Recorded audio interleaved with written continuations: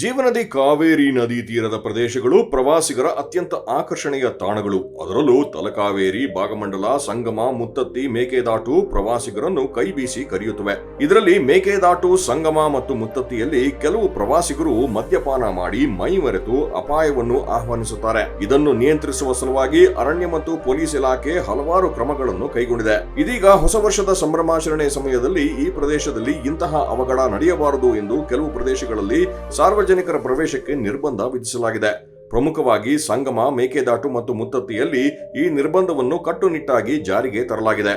ಮುತ್ತತ್ತಿ ಕಾವೇರಿ ನದಿ ದಂಡೆಯಲ್ಲಿ ಹೊಸ ವರ್ಷ ಆಚರಿಸುವ ಸಲುವಾಗಿ ಬೆಂಗಳೂರು, ಮೈಸೂರು, ರಾಮನಗರ, ಕನಕಪುರ ಮತ್ತು ಸುತ್ತಮುತ್ತಲಿನ ಪ್ರದೇಶಗಳಿಂದ ಬರುವ ಪ್ರವಾಸಿಗರು ಮದ್ಯ ಸೇವನೆ ಮತ್ತು ಮೋಜು ಮಸ್ತಿ ಮಾಡುವ ಸಾಧ್ಯತೆ ಹೆಚ್ಚಿರುವುದರಿಂದ ಕ್ರಮ ಕೈಗೊಳ್ಳಲಾಗಿದೆ.